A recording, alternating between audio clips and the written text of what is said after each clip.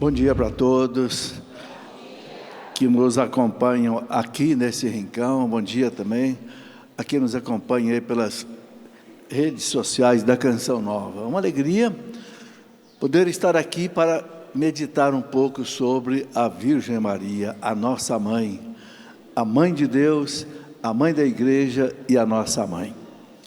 O Padre Jesus acabou de fazer a palestra dele, não é?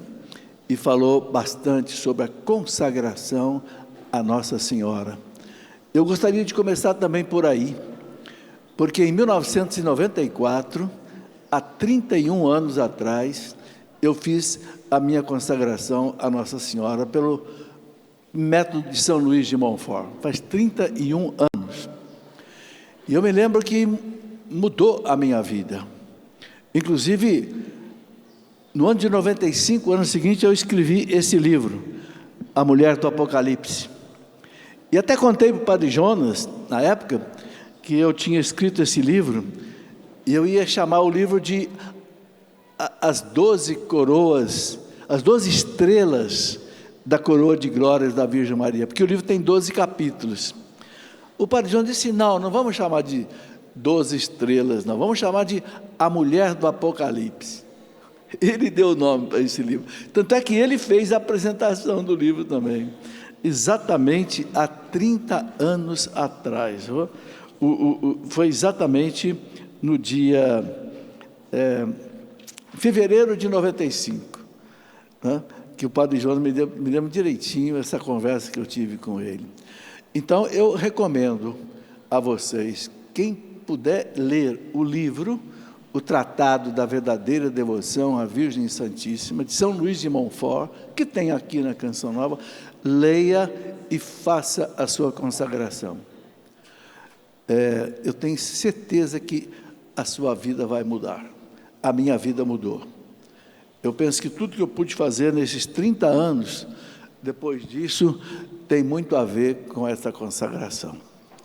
Muito bem, então vamos conversar um pouco sobre, né, as maravilhas de Nossa Senhora. É tanta coisa para falar que o tempo é pouco. O que nós vamos conversar? Vamos, primeiro de tudo, conversar um pouco sobre o que a igreja nos ensina sobre a Virgem Maria. Porque tem umas coisas também que o pessoal fala sobre a Virgem Maria que não é bem assim. Mas o que a igreja nos ensina, os 4 dogmas, né? Depois vamos conversar um pouco sobre esse aspecto de Maria, a nossa mãe, que Jesus nos entregou aos pés da cruz. A última coisa que Jesus fez, né? Depois, Maria, mãe da igreja, ela protege a igreja. E Maria, a mãe de Jesus. Depois vamos falar também de algumas devoções importantes da Nossa Senhora, as aparições de Nossa Senhora, às vezes que Nossa Senhora interveio na vida da igreja para salvar a igreja de uma situação difícil. Enfim, na medida que o tempo permitir, vamos desdobrando essas coisas. Eu quero começar pelos 4 dogmas que a igreja não tem dúvida sobre a Virgem Maria, porque é dogma. Dogma quer dizer, a palavra dogma quer dizer verdade, a tradução do grego para o português.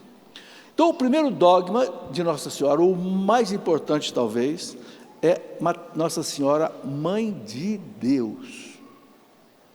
O Catecismo da Igreja fala que, desde toda a eternidade, Deus escolheu Maria para ser a mãe do seu Filho humanado.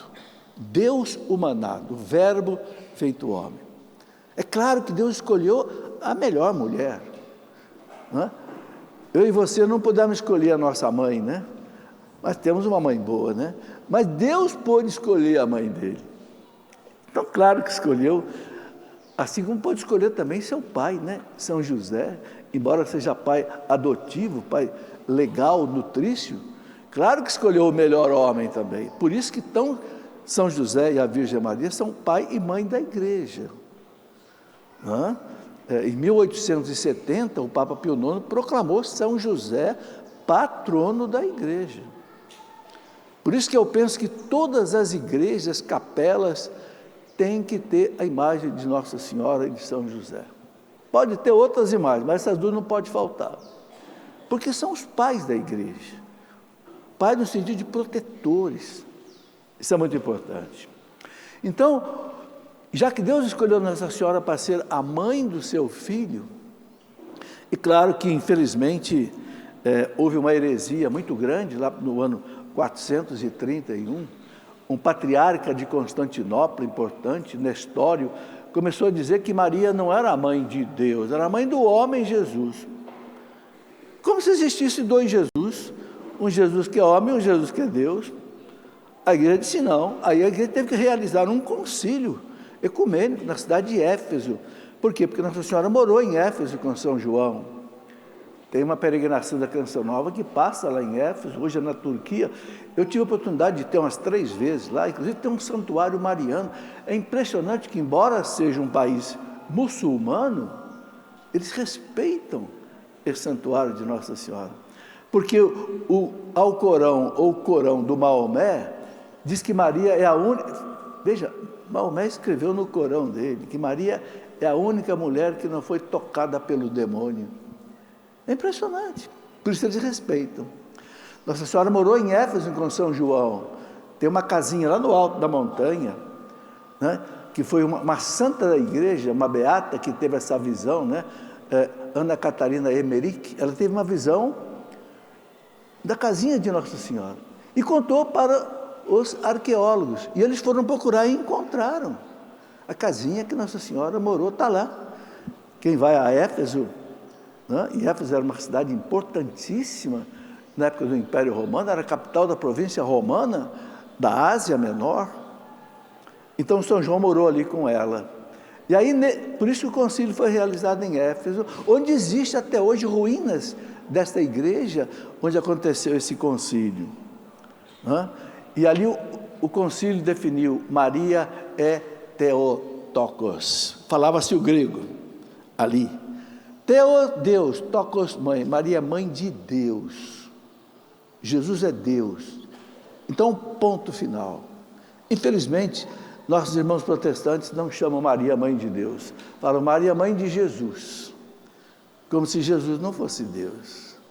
Então, o dogma fundamental era escolhida para ser mãe de Deus. É claro que não foi Maria que gerou Deus, nem o Verbo, nem o Espírito, porque Deus existe desde toda a eternidade.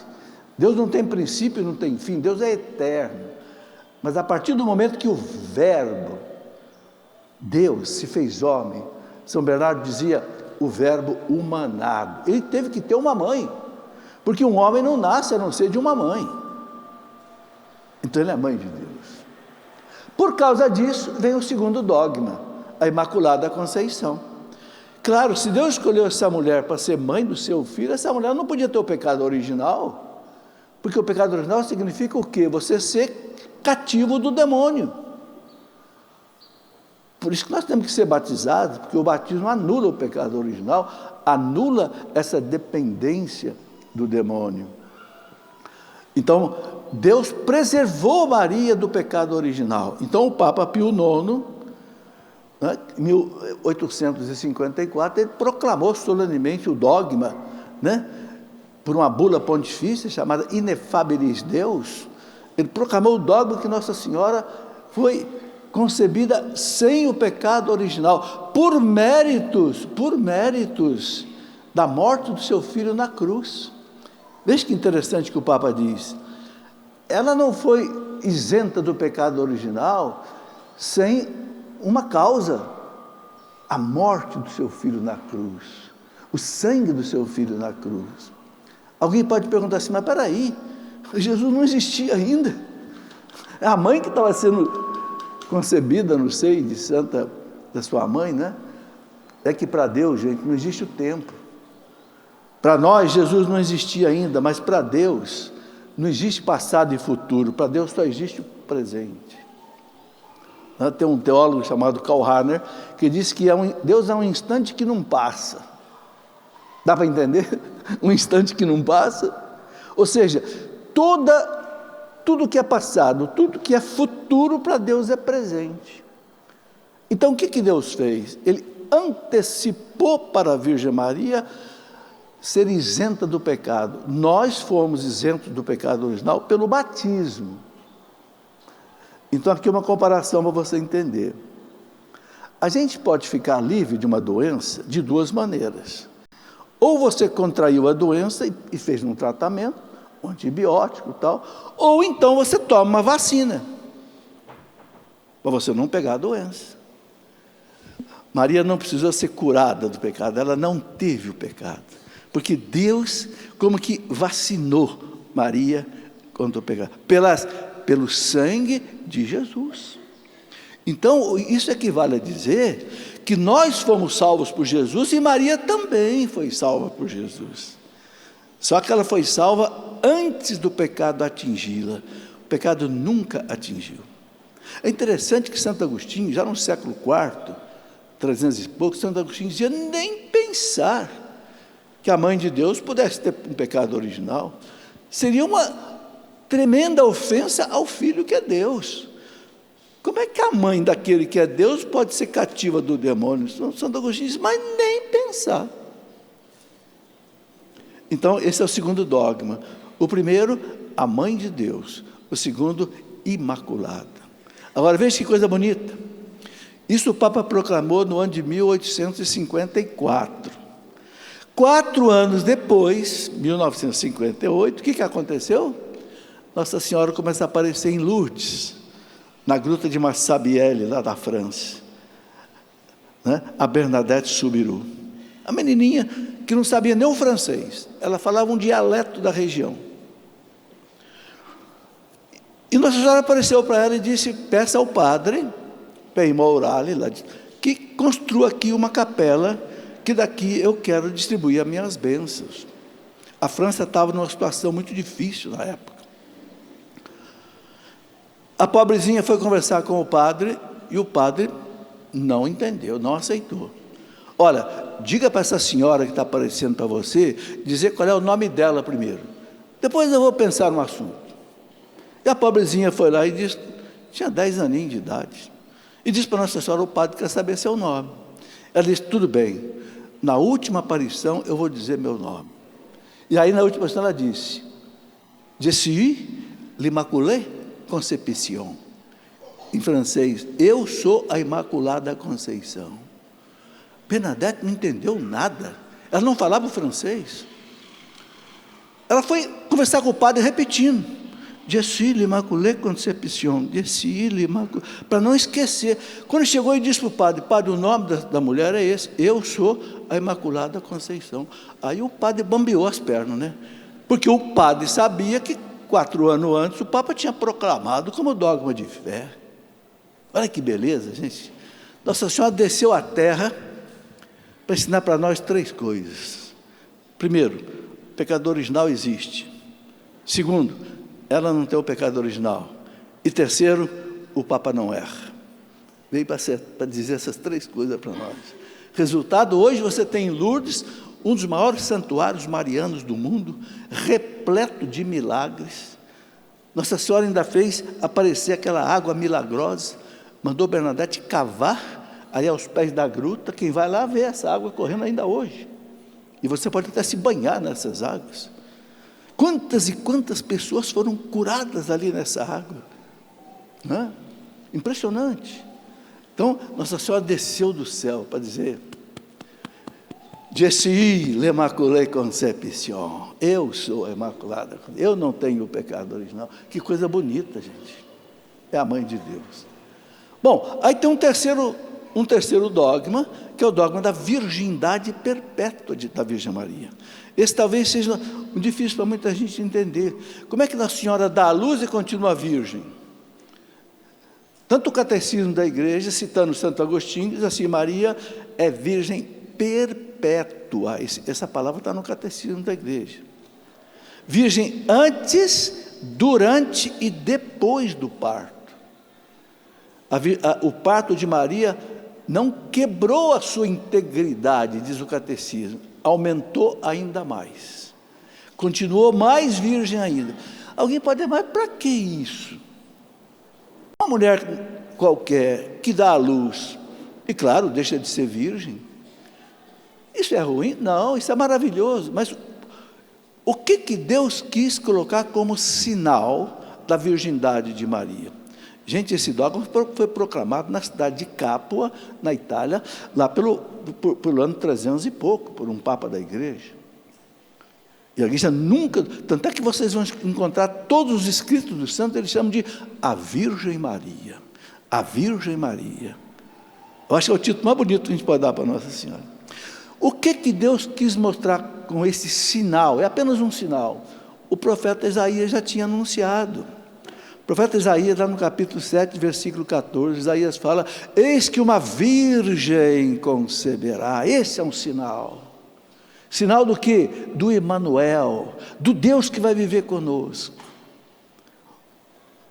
Entende? Então Deus quis deixar um sinal.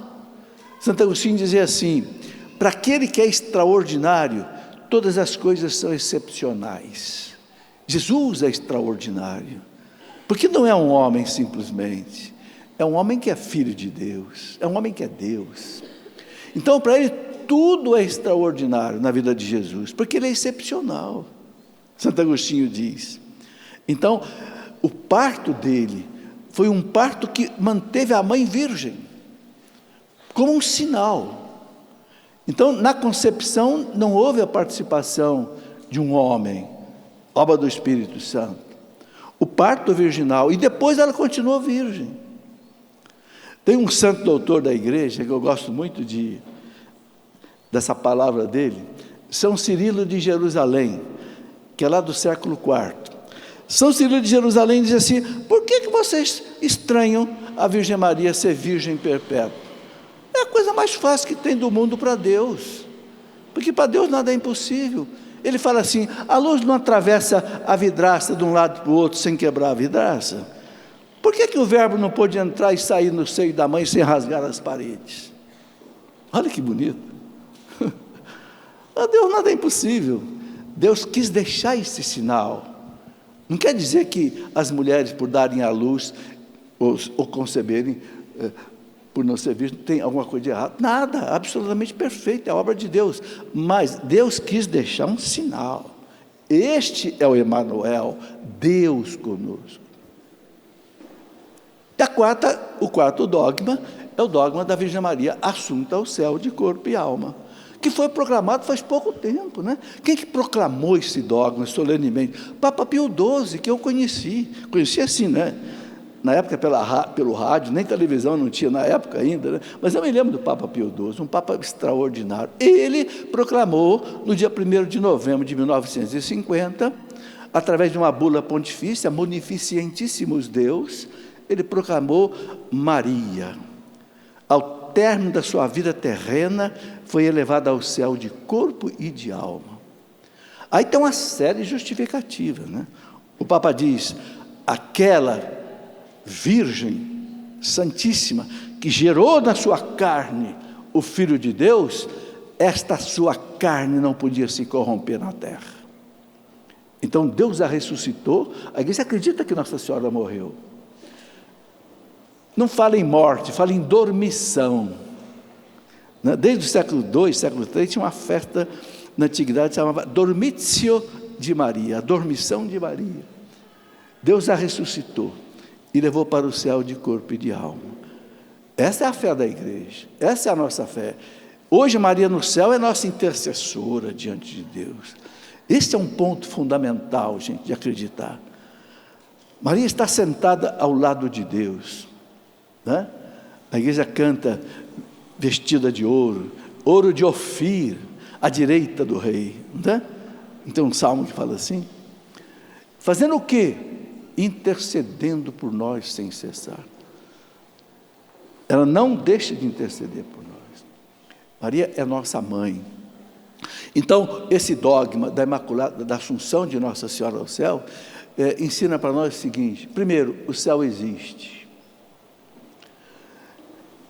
É a nossa morada futura, e Maria no céu intercede por nós, ok? Por isso que a devoção a Maria é fortíssima. Quando Maria canta o Magnífica, Isabel disse para ela que devo a honra de receber a visita da mãe do meu Senhor. Gente, quando Isabel diz isso, mãe do meu Senhor, ela está dizendo mãe do meu Deus, porque os judeus só usavam a expressão Senhor, Adonai, para Deus. Isabel não disse: aqui devo a honra de receber a mãe do meu Jesus, homem. Não, aqui devo a honra de receber a mãe do meu Senhor. E diz São Lucas que Isabel estava cheia do Espírito Santo. O menino que estremeceu na barriga dela, porque Maria visitou Isabel, Jesus era ainda um embriãozinho no seio de Maria, não era? Porque tão logo Maria concebeu, já foi à casa de Isabel. Jesus não estava nem um mês ainda gerado, mas o verbo já estava ali naquele embrião. Então, quando o verbo encontra com João Batista no seio de Isabel, João Batista estremeceu, e diz São Lucas que Isabel ficou cheia do Espírito Santo. Então a gente pode entender que o Espírito Santo falou pela boca de Isabel: aqui devo a honra de receber a mãe do meu Senhor. Gente, não é qualquer coisa. E aí Maria, cheia do Espírito Santo, canta o Magnífica: a minha alma engrandece o Senhor, o meu espírito exulta de alegria em Deus meu Salvador. Por quê? Porque Ele olhou a pequenez da sua serva. Maria, a mais humilde das criaturas. Por isso que Deus escolheu Maria. Porque Eva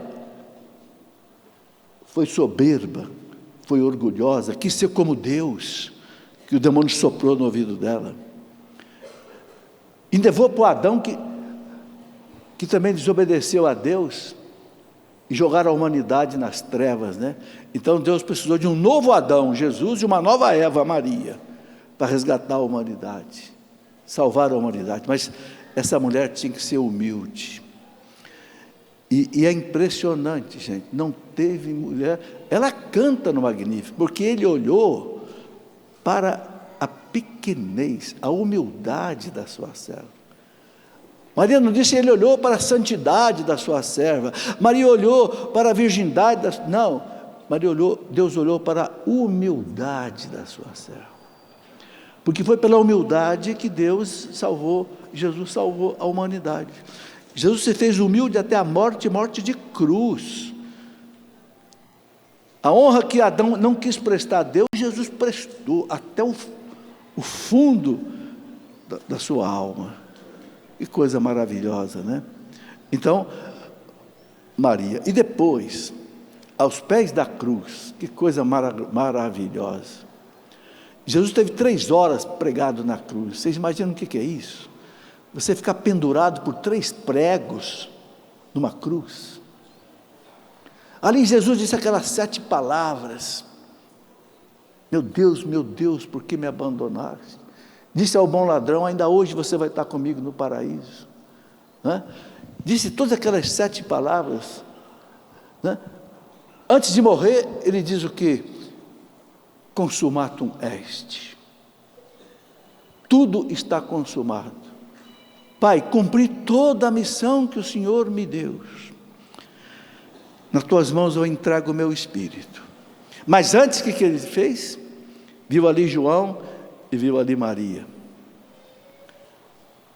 Mulher, eis aí teu filho. Teu filho. Reparem, gente, que Jesus não tinha filhos, a não ser Jesus. Se Maria tivesse outros filhos, estariam ali. Mas por que Jesus entrega a sua mãe para João? Porque não tinha mais irmãos, e José já tinha morrido. Filho, eis a tua mãe. Todos os papas e santos da igreja entenderam, na pessoa de João ali, cada um de nós, cada cristão, cada batizado: filho, eis aí a tua mãe. Mãe, mulher, eis aí o teu filho. Alguns perguntam: por que Jesus chamava Maria de mulher, não chamava de mãe? Tem um significado profundo. Lá nas bodas de Caná, ele fala: mulher, não chegou ainda a minha hora de fazer milagre. Jesus quer mostrar o seguinte: quem é a mulher do Gênesis e do Apocalipse? Aquela mulher que lá no Gênesis Deus prometeu, uma mulher vai esmagar a cabeça da serpente. E lá no Apocalipse aparece aquela mulher vestida do sol, a lua debaixo dos pés, 12 estrelas na cabeça. O que significa essa imagem, gente? O universo glorificando a Mãe de Deus. São Luís de Montfort diz assim: por que 12 estrelas? Porque não cabiam todas as estrelas do céu. Então 12, porque o 12 para os judeus simbolizava a totalidade. 12 apóstolos, 12 artigos do credo. Repare que o 12 é uma totalidade, é uma coisa completa. Já que não dá para colocar todas as estrelas glorificando, 12. Por isso que qualquer coroa que você vê de Nossa Senhora hoje tem 12 estrelas. É muito bonito isso. E a lua debaixo de seus pés, como um pedestal, né? A igreja muitas vezes usa a lua como um símbolo de Maria. Quem é esta que avança como a aurora, brilhante como o sol, com a lua, temível como o exército em ordem de batalha, né? É Maria, a mãe de Jesus. Que coisa maravilhosa, gente. A gente poder entender com profundidade o que a igreja ensina sobre a Virgem Maria. E ela é mãe de cada um de nós, e ela é mãe da igreja. Eu queria agora explorar um pouquinho esses dois pontos. Mãe de cada um de nós, mãe espiritual. A igreja ensina que nós precisamos de uma mãe natural aqui na terra para dar o leite materno, mas a gente precisa de uma mãe espiritual para dar o leite celeste, para nos guiar para Deus. Tem santo da igreja que chega a dizer o seguinte: Santo Afonso de Ligório, doutor da igreja, nós precisamos de Maria para a nossa salvação. Ele fala, por quê? Não basta Jesus? Sim, Jesus é o Salvador, é o único Salvador, mas Maria nos leva a Jesus. São Luís de Montfort, ele dizia assim, que o Padre Jesus pregou aqui. São Luís de Montfort dizia assim: quando Deus vê um pecador que se separa dele, aí Nossa Senhora faz de tudo para que o pecador não se separe dela, porque senão ela traz ele de volta para Jesus. Entende? Não é que Nossa Senhora, sem ela, a gente não se salva, mas nós precisamos dela. Eu acho bonito uma comparação que faz Santo Agostinho. Eles chamam Nossa Senhora de a forma Dei, a forma de Deus. O que é isso? Eu vou explicar. Deixa eu tomar um pouquinho d'água, eu vou explicar. Uma coisa muito bonita que Santo Agostinho fala. Ele ensina que Maria molda a nossa santidade. A comparação dele é o seguinte: você olha para uma imagem, você pode fazer uma imagem de duas maneiras. Você pode pegar um bloco de madeira ou um bloco de pedra, como fazia Michelangelo, cortar aquele bloco e dali sair uma imagem. Mas espera aí, você tem que ser gênio, você tem que ter paciência, você tem que ter perícia, porque senão você corta tudo errado e vai sair a coisa mais feia do mundo. Então Santo Agostinho compara aquele que quer chegar à santidade sem a devoção à Virgem Maria. Demora muito, você sofre muito, de repente você desanima. Mas tem um outro jeito de você fazer uma imagem, é você usar uma forma. Se você tiver uma forma, como é que são feitas as imagens? São feitas com forma. Você coloca ali o gesso, coloca ali resina, ou coloca não sei o quê, virou, se a cor está pronta, tira os defeitinhos, acabou. Então você faz imagem em série. Então Santo Agostinho diz assim: se você quiser ser santo, ser Maria, você vai ralar. Vai demorar. Você pode desistir. Você pode se cansar. O demônio vai te perturbar. Mas com ela não. Com ela não. Com ela a santidade é rápida. Porque ela é uma forma de santidade. Ela é o molde da santidade, ela é santíssima. Quando você, pela consagração, você se derrama dentro dela, é o sentido da consagração, né? Você se une a ela, você se entrega a ela. ela molda você à imagem de Jesus. O que é a santidade? A santidade é você adquirir o rosto de Jesus. São Paulo, na carta aos Romanos, capítulo 8, versículo 29, São Paulo fala assim: Deus nos predestinou para sermos conformes à imagem do seu Filho. Esta é a vontade de Deus para todos nós. Deus deseja, esse predestinou, quer dizer, Deus deseja, né, que cada um seja a imagem do seu Filho. O Pai quer que eu tenha a imagem, eu tenha o rosto de Jesus. Ou seja, eu pense como Jesus, eu aja como Jesus, eu viva como Jesus. É aquela música do Padre Zezinho: amar como Jesus amou, viver como Jesus viveu, sorrir como Jesus sorriu, amar como Jesus. Esse é o desejo de Deus, isso é a santidade. E quem nos leva a você ter criar dentro de você a imagem de Jesus? A Virgem Maria. Claro que também a Eucaristia, né? Santo Agostinho dizia: quando você come o pão da padaria se transforma em você, mas quando você come o pão do céu, você se transforma nele, é o contrário. Quando você comunga, você se transforma em Jesus, não Jesus se transforma simplesmente como um pão da padaria.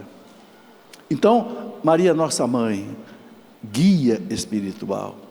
Eu gosto muito, sabe, gente, na Catedral de Lorena, onde eu vou à missa sempre, tem uma imagem belíssima.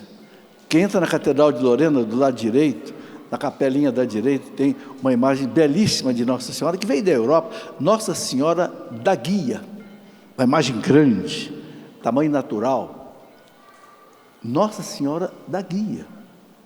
Sempre que eu entro nessa catedral, para assistir a missa, primeiro eu vou na imagem dela. Nossa Senhora, quero pedir à Senhora, me guie nesse dia de hoje. Todos os meus pensamentos, minhas palavras, meus atos, minhas decisões, guia Nossa Senhora. Diante de Jesus aí, intercede por mim. Guia meus filhos, minhas filhas, meus genros, minhas noras, meus netos e netas, guia Nossa Senhora. Sabe, é mãe espiritual, mãe guia. Que coisa bonita, gente. E ela guia mesmo, você pode fazer essa experiência. Entende? Bom, mas ela também é mãe da igreja. Eu queria também destacar esse lado. O Papa Paulo VI, no meio do Concílio Vaticano II, né, vocês sabem que o Papa João XXIII morreu em 1962, o Papa João Paulo VI foi eleito Papa e ele continuou o concílio. Só que antes dele continuar, ele reuniu os cardeais, os bispos, né, da igreja. O concílio reúne todos os bispos do mundo, né, eram cerca de 2.600 bispos, e proclamou Nossa Senhora Mãe de Deus, Mãe de Deus e Mãe da Igreja, Mater Ecclesiae. Mãe de Deus já era o dogma, mas não é um dogma, é um título que Paulo VI quis dar a Nossa Senhora, Mater Ecclesiae, Mãe da Igreja. Por que Mãe da Igreja? É fácil de entender. O que é Jesus? O que é a igreja? A igreja não é o corpo místico de Cristo? Pio XII escreveu aquela encíclica, Mystici Corporis Christi, Mystici Corporis Christi, corpo místico de Cristo. A igreja é o Cristo ligado a nós. Santo Agostinho chamava o Christus totus. Ele é a cabeça, nós os membros da igreja. Então a igreja é Jesus Cristo, é o corpo de Cristo, né? Então a mãe de Jesus é mãe desse corpo, claro. Se ela é mãe da cabeça, ela é mãe do corpo. São Luís de Montfort, no livro dele, o Tratado da Verdadeira Devoção à Virgem Santíssima, São Luís de Montfort dizia assim: você já viu uma mãe dar à luz apenas uma cabeça? Nossa Senhora, na ordem natural seria uma coisa muito louca. Então, como é que a igreja vai ser só cabeça? Maria vai ser mãe só da cabeça. Se ela é mãe da cabeça, ela é mãe do corpo, ela é mãe da igreja. Claro, gente, porque a igreja é tudo que Jesus fundou para a salvação da humanidade. Então, Maria, que é mãe de Jesus, é mãe dessa igreja, assim como José, pai, também proclamado pelo Papa Pio IX, né? Isso é muito importante a gente entender, se agarrar a esse pai e essa mãe da igreja, sobretudo nos tempos difíceis da igreja. Os papas sempre recomendaram muitas encíclicas dos papas sobre Nossa Senhora, sobre São José, incitando a igreja a ser consagrados a eles. E aqui eu queria explicar para vocês alguns fatos muito interessantes da vida da igreja, onde Nossa Senhora interveio assim maravilhosamente. Eu precisaria ficar o dia inteiro aqui para ficar contando esses fatos. Vou contar alguns. Vocês já viram, por exemplo, falar de Guadalupe, Nossa Senhora de Guadalupe, que apareceu no México em 1531. Olha, a América tinha acabado de ser descoberta por Cristóvão Colombo em 1492. Né? Então, pouquinho depois, já chegaram aqui os missionários franciscanos, e eles não conseguiam evangelizar os índios, os astecas e maias, que eram terríveis, faziam aquelas mortandades de gente, oferecendo aos deuses naquelas pirâmides do México, que eu estive lá 2 vezes, eu vi, uma coisa horrorosa. Houve dia deles matarem 1000 jovens oferecendo aos deuses. Sabe como é que era isso? Tem um filme chamado Apocalipto, né, do Mel Gibson, que mostra isso. Gente, coisa bárbara. Uma tribo que vencia a outra, toda a tribo vencida era sacrificada ao Deus porque eles acreditavam que quando 2 tribos brigavam, aqui embaixo, os deuses das tribos correspondentes brigavam no céu. Então, a tribo que venceu significa que o Deus dessa tribo venceu o Deus da outra tribo. Então, tinha que sacrificar todos os jovens e jovens mulheres ao Deus da tribo que venceu. E sabe como é que era isso? Lá em cima da pirâmide mais importante, que era a pirâmide do Sol, que eu subi um dia lá em cima, até eu estava com o padre Roger Luiz. Você sobe uma escadaria gigante. Lá em cima uma mesa de pedra, 4 sacerdotes se curavam as vítimas pelas mãos e pelos pés, e um quinto abria o peito ao vivo da pessoa, tirava o coração e oferecia ao Deus. Cortava a cabeça e jogava para o Deus. Pegava o corpo e jogava a escadaria embaixo para o povo comer lá embaixo. Com-lhe um condimento. Os franciscanos chegaram, não conseguiam evangelizar esse povo, até que Nossa Senhora aparece a Juan Diego, um índio asteca que já estava convertido. E através disso, gente, mudou a face do México. A partir daí, aquele ícone de Nossa Senhora que apareceu na mão do Juan Diego diante do bispo, foi para os índios assim como que uma mensagem que eles leram dentro da concepção deles. Gente, a partir daí, os franciscanos e outros agostinianos batizaram 7 milhões de astecas e índios. Acabou essa mortandade que existia, porque Nossa Senhora apareceu. Por isso o México passou a ser o país mais católico do mundo. Ainda hoje o México tem mais católico que no Brasil, a mão de Nossa Senhora. Outra coisa muito interessante, que eu li também no livro de história, quando Cristóvão Colombo queria fazer aquela viagem dele para chegar aqui na América, vocês sabem que Colombo, 1492, Colombo era um navegador, talvez genovês, alguns acham que talvez ele fosse espanhol ou italiano, não sei, isso aí não é muito bem definido.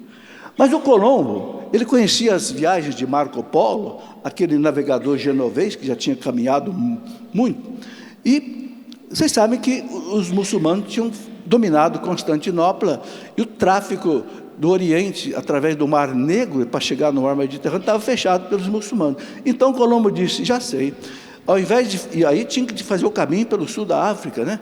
E tinha o terrível Cabo das Tormentas, que morria muita gente. Bartolomeu de Gusmão, que descobriu o cara, acabou morrendo numa navegação ali. E o Colombo pensou, bom, então é o seguinte, ao invés de eu chegar nas Índias pelo Oriente, eu vou chegar pelo Ocidente. Ele não sabia que a América estava no meio. Colombo pensou que fosse sair da Europa, dar a volta e chegar na Índia. Por isso que ele chamou de índios, os que descobriu aqui, porque ele achou que tinha chegado na Índia.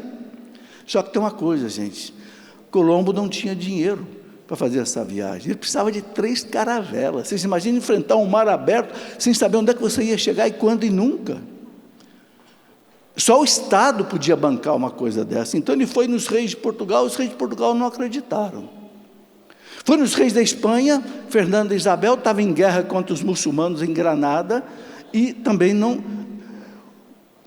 Colombo entrou na Catedral de Sevilha, na Espanha, se ajoelhou diante da imagem de Nossa Senhora. Colombo era um homem católico, e ele fez essa oração a Nossa Senhora. Isso eu tirei de um livro chamado Maria Medianeira, um livro antigo que eu tenho na minha casa, escrito por um padre muito famoso. Colombo disse a Nossa Senhora: os reis da terra não quiseram me atender, mas a Senhora é a rainha do céu, a Senhora pode me atender. Se eu conseguir essas caravelas e conseguir essa viagem, eu prometo que quando eu chegar na Índia, o primeiro objeto de valor que tiver eu quero trazer aqui para o seu altar. E Colombo cumpriu a promessa, pegou um pedaço de ouro e trouxe ao altar de Nossa Senhora, e disse: aqui está cumprida a minha promessa. E gente, que coisa bonita. Colombo saiu dali, daquela oração que ele fez em lágrimas. Essas histórias não são contadas, sabe? Conta uma história que o Colombo foi um bandido, que não sei o quê. Colombo era um homem. Eu não sei se vocês já leram o diário que Colombo escreveu. Ele levou 52 dias para sair lá de Monte de Palos e chegar aqui. Colombo, ele escreveu um diário. E nesse diário ele conta quantas vezes os marujos queriam desistir, queriam fazer um motim, voltar. Colombo entrava em oração a Nossa Senhora, e ele conseguiu. Quando ele não estava aguentando mais, ele chegou em São Domingos, aqui na América. Quando já estava no fim, não tinha mais, os marujos já queriam se rebelar e voltar, chegou na América. Agora, coisa bonita, qual é o nome que ele colocou nas 3 caravelas dele? Santa Maria, Pinta e Nina. Quem era Pinta e Nina? Eram 2 sobrinhas dele. A Santa Maria era a nau capitânia dele. A Santa Maria veio na frente, tocou o solo da América Latina por primeira. Não foi só Cabral que trouxe aqui a primeira missa no Brasil, não. Colombo já tinha chegado na América. Maria já tinha chegado na América aqui. Coisa bonita, gente. E aí começou toda a evangelização da América. A partir daí, porque com Colombo, nas 4 viagens depois que Colombo fez, começaram a vir os franciscanos, começaram a vir os agostinianos, depois os jesuítas, que vieram aqui para o Brasil em 1550, mais ou menos, com Manuel da Nóbrega e José de Anchieta. Um outro fato extraordinário, né? Enquanto acabar meu tempo aqui, eu vou ficar contando esses fatos. Um outro fato extraordinário aconteceu em 1571. Vocês sabem que os muçulmanos sempre quiseram acabar com a igreja. Desde Maomé, ano 622, os muçulmanos arrasaram o cristianismo na Palestina, arrasaram o cristianismo no Oriente Médio, arrasaram o cristianismo no Norte da África, dominaram a Espanha, já estavam prontos para dominar toda a Europa, porque já estavam entrando pela Sicília, pela Itália. Pela mão de Deus, o avô de Carlos Magno, Carlos Martel.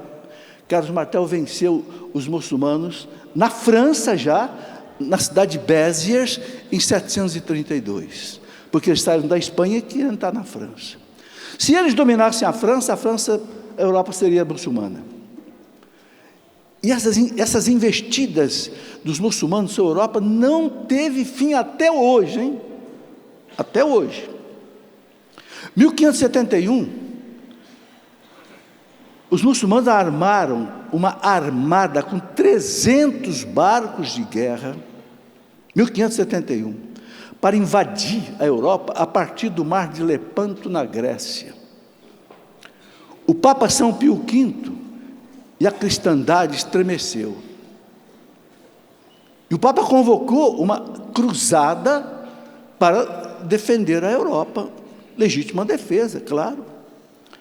Pediu aos príncipes cristãos da Europa que montassem uma armada, porque a guerra ia ser no mar, ali no mar de Lepanto, na Grécia. E o príncipe da Áustria, João da Áustria, encabeçou essa cruzada. E no dia 7 de outubro de 1571 se travou a grande batalha. Gente, ali era tudo ou nada para o cristianismo. Se os muçulmanos vencessem, eles iam entrar pela Grécia, ia dominar toda a Europa, e adeus cristianismo. O Papa mandou um cardeal ir benzer as naus cristãs. E pediu que o príncipe João da Áustria fosse rezando o rosário, no comando. Gente, no dia 7 de outubro de 1571, houve a batalha. Claro que lá na Grécia, o Papa estava em Roma, o Papa Pio V estava num consistório com os cardeais.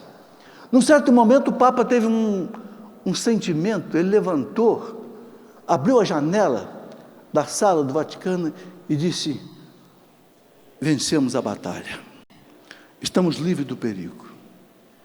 E não recebeu nenhuma notícia nem nada. Era o dia 7 de outubro de 1571, de fato, depois ele comprovou. Num milagre que aconteceu, porque a armada muçulmana era muito mais forte que a armada cristã, mas num vento impetuoso que Deus soprou contra a armada muçulmana, fez com que a armada afundasse, praticamente. E aí o Papa proclamou o quê? 7 de outubro de 1571, dia do quê? Nossa Senhora do Santo Rosário. Por isso que 7 de outubro é dia de Nossa Senhora do Santo Rosário. Olha que coisa maravilhosa. A mão de Nossa Senhora protegendo a igreja. Um outro fato maravilhoso, dá tempo de eu contar. Vocês já viram falar de Napoleão Bonaparte, né? O terrível Napoleão Bonaparte. Lá por volta do ano 1800, logo depois da Revolução Francesa, ele se tornou o imperador da França e queria dominar o mundo, né? Avançou, chegou até Portugal, até que D. João VI teve que se mandar para o Brasil, né? D. João VI veio para cá, que o Napoleão tinha dominado a Itália, tinha dominado Portugal, tinha dominado tudo. E queria que o Papa Pio VII fizesse as vontades dele. Que vontade era essa? Ele queria ser o chefe da igreja na França. E o Papa disse: não, senhor, o chefe da igreja sou eu. Sabe o que Napoleão fez? 1805, invadiu o Vaticano, prendeu o Papa e levou o Papa preso para Roma, lá no castelo de Fontainebleau, em Paris, no palácio dele, lá nas masmorras, lá embaixo. O Papa ficou preso 5 anos. Já pensaram um Papa preso 5 anos por um governante? Mas teve uma coisa interessante, o Papa, quando ele foi de Roma para a França, naquele tempo de carruagem, né, pediu para parar numa cidade chamada Savona, e na cidade de Savona ele entrou numa igreja de Nossa Senhora, e prometeu a Nossa Senhora de Savona: quando eu voltar liberado, eu vou coroar a senhora. E foi 5 anos preso. Até que Napoleão perdeu a guerra, né? Para os ingleses, na Batalha de Waterloo, do Almirante Nelson, etc. Napoleão, no mesmo palácio que o Papa estava preso, Napoleão teve que assinar a rendição. E foi levado preso para a ilha de Elba. E o Papa foi solto. 5 anos depois. Pio VII parou em Savona, foi à igreja, coroou Nossa Senhora e voltou para Roma. Chegou em Roma que dia?